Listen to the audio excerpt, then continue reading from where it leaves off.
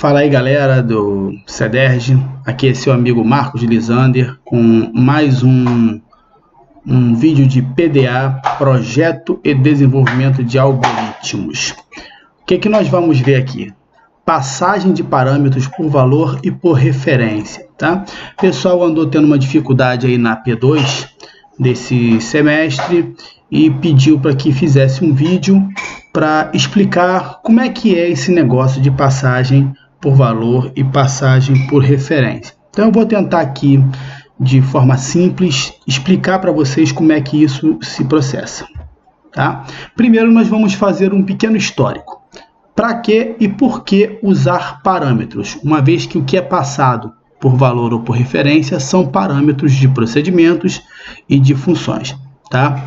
Primeiro, por que esse histórico? Para você entender o porquê que surgiu essa necessidade, tá?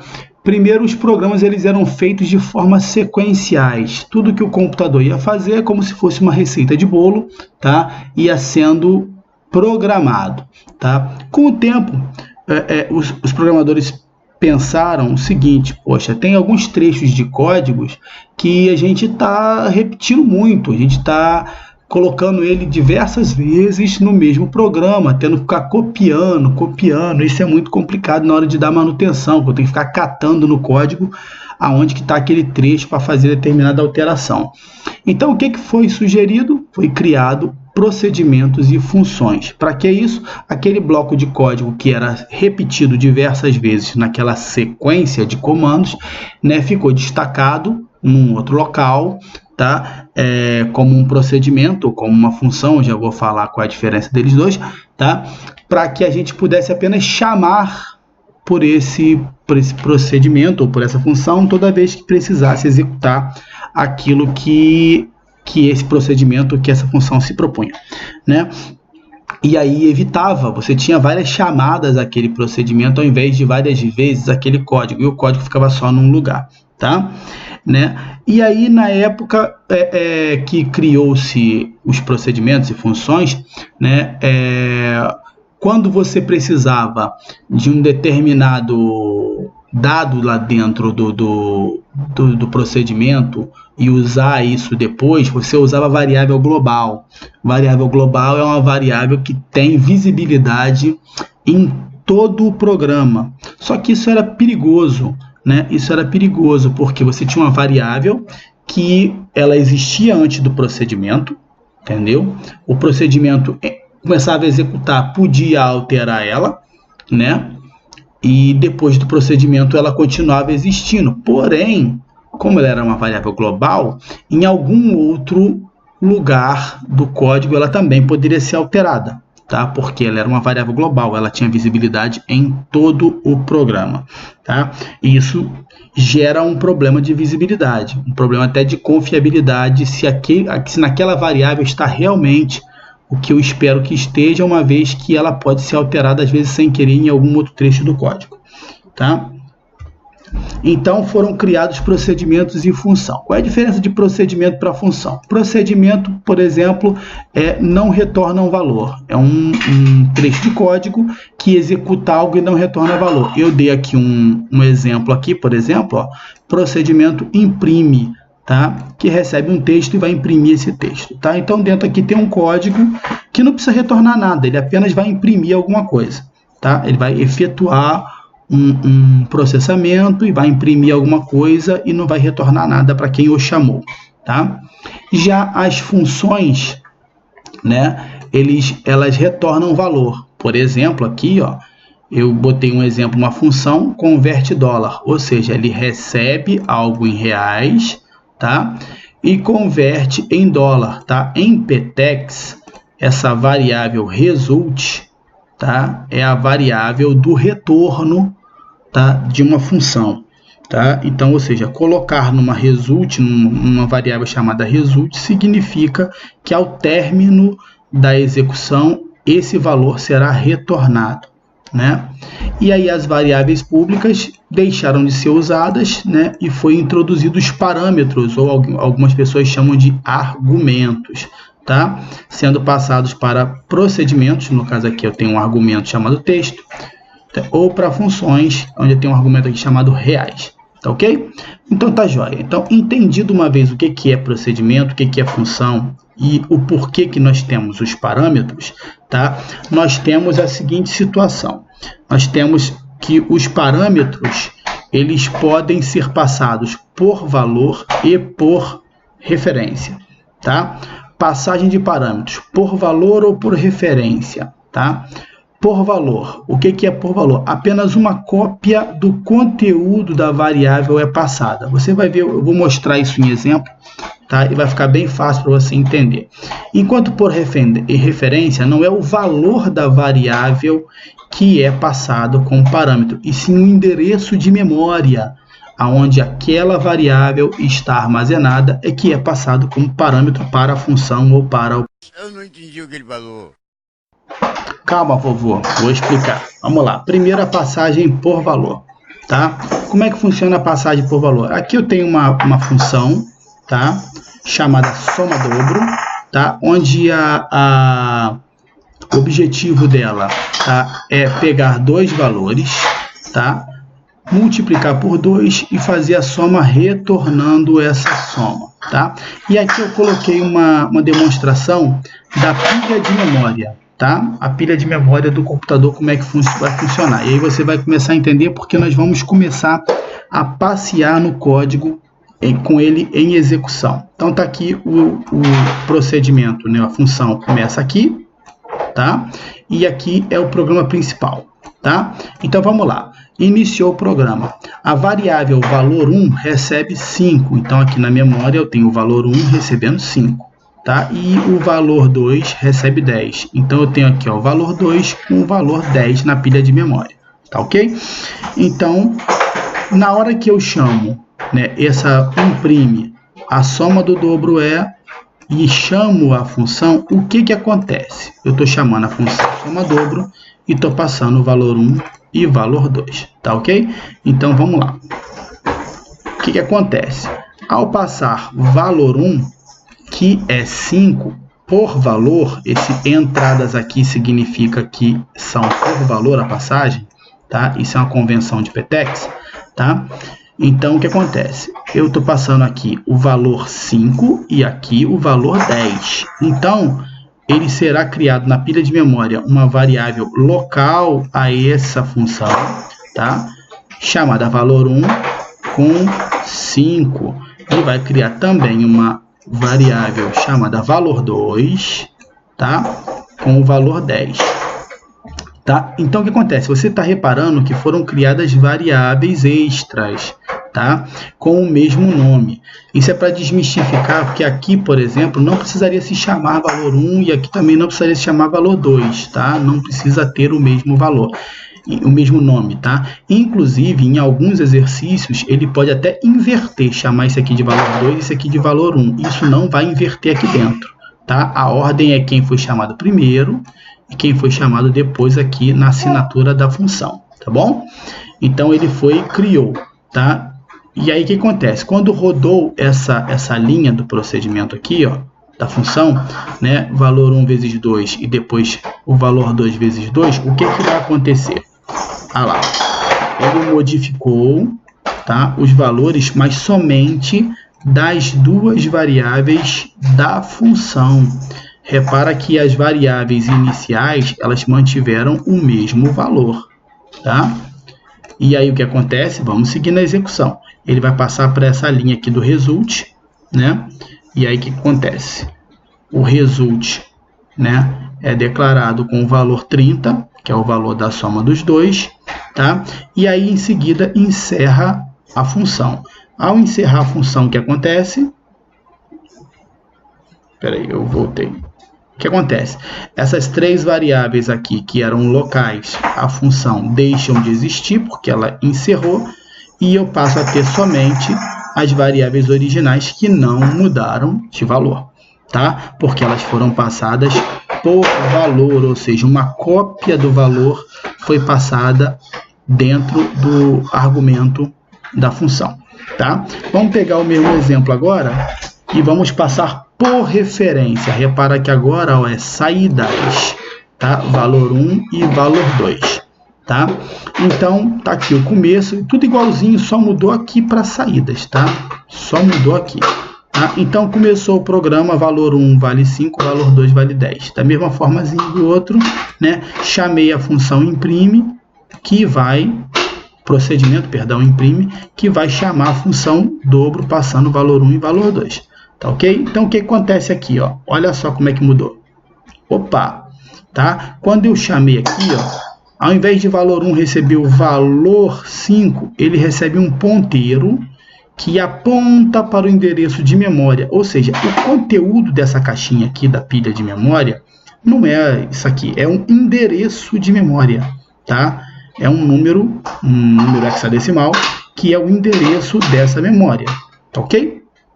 E aqui, em valor 2, tá? Foi criado um ponteiro para a variável de fora da função, tá? Então vamos seguir. Chegou nessa linha aqui para ele calcular, né? Chegou nessa linha aqui onde ele vai multiplicar por 2 o valor 1 e vai multiplicar por 2 o valor 2. Então você já imaginou o que vai acontecer? Tá lá, ó. Ao multiplicar o valor 1 por 2, ele alterou o valor de fora. Por quê? Porque ele está usando uma referência à variável. E ao multiplicar o valor 2 por 2, ó, ele modificou a de fora, tá? Porque ele está usando uma referência ao valor. Tá ok? Tranquilo? E aí passou para a linha do result. Aqui, a partir daqui não muda nada, tá? O result é 30, tá? Terminou a execução da função. Ele simplesmente apagou as variáveis que eram locais, porém, o valor das duas variáveis ficou alterado, tá? Porque as variáveis valor 1 e valor 2 locais à função soma-dobro, elas não eram um valor, elas eram uma referência apontando para o endereço de memória dessas duas variáveis, ok? Aí fica uma pergunta, mas isso existe de verdade? E se existe, serve para quê? Tá? Por que isso? Porque tem muitas pessoas que programam em algumas linguagens de programação que dizem que isso aí, na verdade, não serve para absolutamente nada. Tá? Não serve porque se você quer passar por referência, né, no caso ali, um valor de uma função, você pode receber esse valor como retorno da função, por exemplo, né?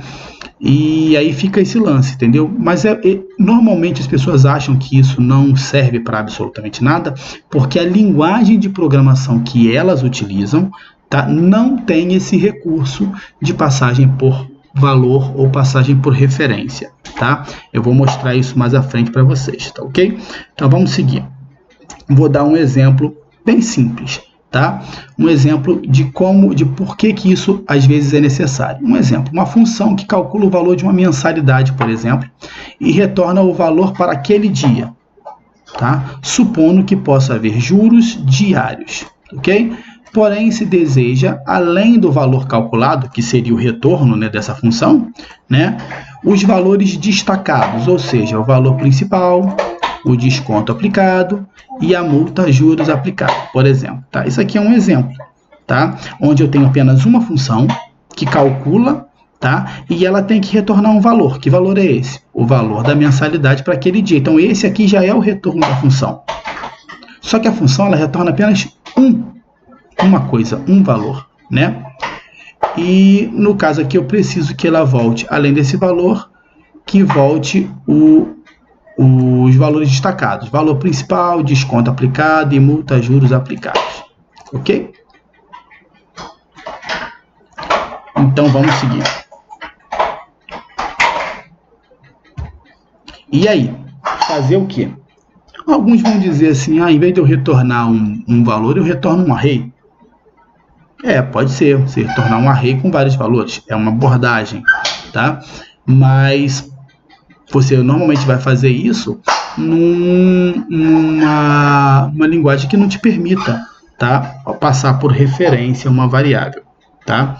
E aí vamos lá, vamos seguir. Vou dar um exemplo aqui de como ficaria, tá, com passagem de referência, tá? Então eu tenho aqui a função calcula mensalidade, onde ele tem as entradas, tá? Parâmetros passados por valor, a data do cálculo, o valor, o vencimento, o percentual de desconto, se perde o desconto após o vencimento ou não, o percentual da multa, o percentual dos juros, que tipo de juros é esse, se é diário, se é mensal, que tipo é, e as saídas, as referências, né?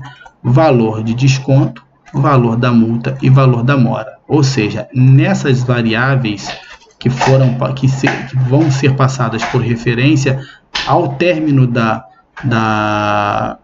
função, além dela retornar um valor, essas três variáveis vão estar preenchidas com os valores de desconto, de multa e de mora calculado para essa data dentro dessa função. Tá ok? Deu para entender? Tá? Essa é mais ou menos como isso pode ser usado. Tá ok? Mas isso existe? Como é que isso existe? Então, ou seja, vamos começar a falar sobre linguagens de programação. Por exemplo, tem a linguagem Pascal. Por que eu estou usando a linguagem Pascal? Porque PDA, ela antecedia fundamento de programação que era em Pascal, tá? Então, muitas das coisas que estão em PDA estão orientando o aluno para usar a linguagem Pascal, tá? Então, como é que isso funcionava em Pascal? Você tinha uma function, tá? Calcula a mensalidade, exemplo, tá? E aí você tinha os parâmetros que eram de entrada, eles não tinham nada destacando eles, era só o valor, o nome, né? E o tipo, nome e tipo, e aí ia. Quando tinha a palavra-chave var, tá? Antes do nome, isso aqui era passado por referência, tá? Da mesma forma aqui e da mesma forma aqui, tá?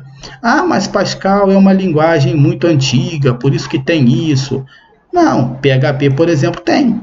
Tá? Em PHP, por exemplo, tem aqui uma função, uma function calcula mensalidade, onde também eu não falo nada, tá? E quando a variável é passada por referência, eu antecedo ela com um e comercial, tá? Significa que essa variável será passada por referência e não por valor, tá ok?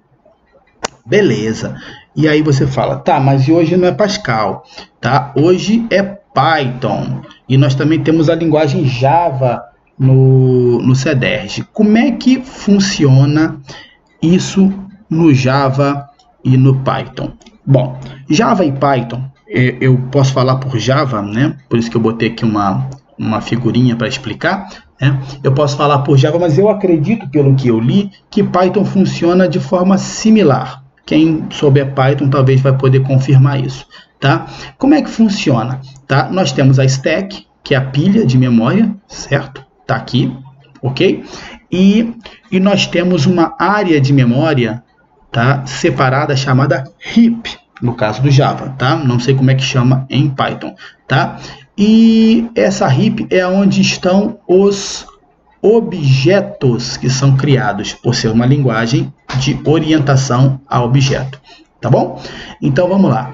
Quando você cria uma variável, tá, de um tipo primitivo, como tá aqui, ó, int a igual a 10, ou seja, inteiro a igual a 10, ele cria uma variável, tá, que é colocada na stack igual das outras linguagens que não são orientadas a objeto, tá? Ele coloca na stack, na pilha de memória, tá? Quando ele cria uma instância de uma classe, cria um objeto, tá? Esse objeto ele é criado na heap, nessa área de memória, tá? E a variável, né, que é criada na stack, ela possui uma referência para um endereço da heap, aonde está lá o objeto, ok? Então eu pergunto a você, é passagem por parâmetro, a passagem do parâmetro é por valor, é por referência, e aí você tem uma pegadinha que eu andei falando, que às vezes cai em prova de concurso e as pessoas embarcam, que é uma maravilha. Que pegadinha é essa? Eles perguntam, em Java, a passagem de parâmetros é o quê? Por valor, por referência ou pelos dois, igual de linguagens comuns, como é que é? Tá? E aí o cara esquece que Java, na verdade, ele passa tudo por valor. E acredito que pelo que eu li de Python, também passa tudo por valor. Tá?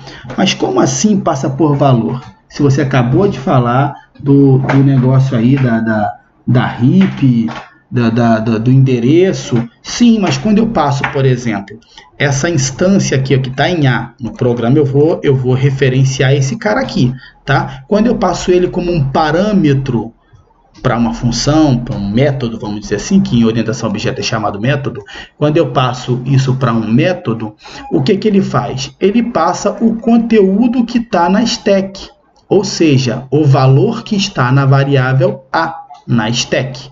Ok? E esse valor é um endereço de memória. Então, o que vai lá é uma cópia do conteúdo da variável A, ou seja, é passado por valor. Porém, esse conteúdo da variável A é um endereço de memória. Por isso que tudo que eu faço dentro do método afeta o objeto que é passado como parâmetro. Tá ok? Então é só por isso, não quer dizer que aquilo é uma passagem de parâmetros por referência, não é. É uma passagem por valor, porque ele pega o valor que está na variável que está na stack. Eu não tenho, como programador, acesso direto ao heap, eu tenho acesso ao stack, tá? A chamar uma variável que está na stack. E aí quem faz isso aí é a JVM, que vai pegar aqui, no caso do Java, né? Que é a Virtual Machine, vai pegar aqui o conteúdo, que é um endereço de memória, e vai fazer a utilização. E ao utilizar um endereço de memória, tudo que eu fizer aqui, ele vai afetar aqui. Tá tranquilo? Tá jóia? Tá? Por hora eu queria agradecer a vocês, mas daqui a pouco eu vou voltar aqui para a gente ver algumas resoluções baseado no que eu falei, tá? Da AP2 de PDA. Até então, daqui a pouquinho. É só um piscar de olho. Opa, eu aqui de novo, tá? Aqui estamos com a prova, com a AP2 de PDA, tá? Eu, sinceramente, achei essa prova até muito fácil, tá? E apenas duas questões dessa prova abordaram a questão de parâmetros de entrada e de saída, tá? Então eu vou fazer só elas, tá? Para tentar ficar dentro do objetivo da aula, tá? Ok? A primeira seria essa questão número 3, tá? Eu vou abrir aqui um bloquinho de nota aqui, tá? Que vai ser a nossa pilha de memória, vamos chamar assim, tá? Então vamos lá. Na solução dessa questão, considere a existência em PTEX da função tamanho, tá? Que recebe como entrada um vetor e retorna o número de elementos do vetor V. O que será impresso pelo algoritmo a seguir? Então ele tem um procedimento, tá? Que começa aqui e termina aqui embaixo, tá? E em seguida ele tem o programa principal, tá? E aí ele dá as opções para você achar a resposta, tá? Então vamos lá. Vamos começar, não vou nem olhar aqui, tá? Vamos começar a analisar o programa, tá? Desde do principal, tá? Então tá aqui no início, ele cria o vetor vet, nós vamos criar aqui na nossa pilha de memória, tá? Então o vet, tá? Vai receber o quê? Vai receber 1, 8, 7, 2, 9, 18, 12 e 0, tá? Então, na execução dessa linha aqui, isso aqui foi criado na memória, tá? E aí ele executa o procedimento inverte metade. E aí nós vamos vir aqui para cima. Beleza, inverte metade, ele recebeu como referência, ou seja, tudo que acontecer, tá, com o vet dentro desse procedimento vai acontecer com esse vet, que é o de fora do procedimento, tá ok? Então vamos lá. Ele faz um para de 1 até o tamanho do vetor. O vetor tem 1, 2, 3, 4, 5, 6, 7, 8. Então o tamanho do vetor é 8, tá ok? E ele vai rodar essa linha aqui somente se o mod, que é o resto da divisão por 2 foi igual a 0, ou seja, só nas posições 2, 4, 6 e 8, tá? É onde o resto da divisão por 2 vai dar 0. E aí ele cria um vetor auxiliar, tá vendo? Então aqui ele vai criar uma variável local, tá? Chamado vetor auxiliar, tá? Que vai ter, tá? Na sua posição 1, ou seja, 2 dividido por 2, ele vai ter o valor da posição 2. A posição 2 desse vetor é 8, então aqui ele vai ter o 8, tá? E aí ele passou, quando aqui for 4, vai ser a posição 2, que vai receber a 4 do 8. Então a posição do vetor auxiliar 2 vai receber a 4, que é a número 2, tá? Tá? Quando passar aqui na posição 6, aqui vai ser 3, que vai receber a posição 6 do 8. Então na posição 3 do auxiliar vai receber a posição 6, que é 18, tá? E na posição 4 do auxiliar vai receber a posição 8 do outro vetor, que é o 0, tá? Então, acabou esse trecho aqui, a memória tá assim, tá ok? E aí ele cria uma variável local também ao procedimento i, tá? Que recebe 2, e depois ele cria uma variável local j, que recebe tamanho do vetor dividido por 2, ou seja, 8 dividido por 2, que é 4, tá bom? E aí entramos nesse enquanto. Enquanto i é menor que o tamanho do vetor. O tamanho do vetor você já sabe que é 8, tá? Então 2 é menor do que 8? É. Então eu vou fazer o vet, olha aqui, ó, o vet na posição 2 vai receber o auxiliar na posição j. O vet na posição 2 vai receber o auxiliar na posição j, ou seja, o 0, que é a posição 4 do vetor auxiliar. Beleza? Então ele está alterando o outro, tá? E aí o que acontece depois disso? O i é incrementado de 2, ou seja, passa a ser 4, e o outro é decrementado de 1, passa a ser 3. Beleza.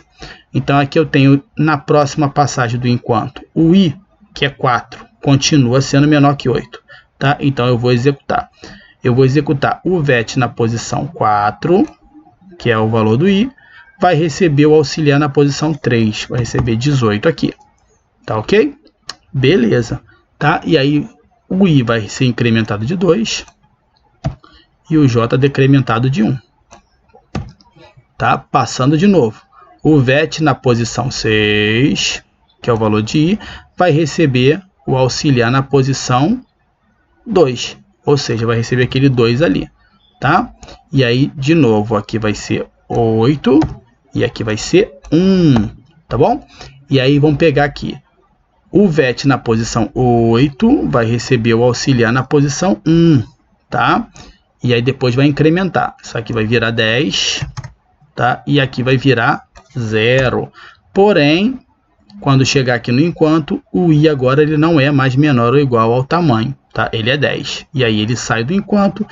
E aí quando termina esse procedimento, essas variáveis que são locais ao procedimento, elas deixam de existir, tá? Igual o exemplo que eu fiz, e ficou apenas isso. E aí ele imprime o vet. Ele imprime isso, que aqui é a opção C. Ok? 1, 0, 7, 18, 9, 2, 12, 8. Ok? Bom, resolvida a questão número 3. Fácil, tá? Vocês podem ver o tempo que eu levei para fazer aqui no computador, ou seja, dá mais trabalho do que fazer na mão, né? Muito mais fácil fazer na mão, tá? Outra questão que abordou isso foi a questão 8, tá? Ela tá aqui, tá? E ela mais ou menos faz exatamente o que eu expliquei durante a aula. Ela pega, tá vendo? A mesma função, exatamente a mesma função. Tá vendo aqui, ó? Porém, uma ela é tratada como entrada e a outra é tratada como saída. Mas a função ela é igualzinha. Ela pega o argumento, acrescenta 1 a ele, né? Mesma coisa, e retorna esse argumento incrementado de mais 1, tá? Então, vamos lá, vamos à nossa pilha de memória. Aqui é o programa, ele começa. O i recebe 10. Então, o i tem 10 lá na pilha de memória.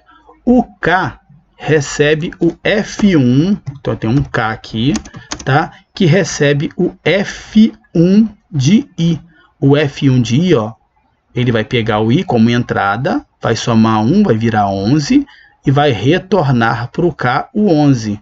porém ele não mexeu no i, tá? Então ele aqui tem 11. E aí ele imprime.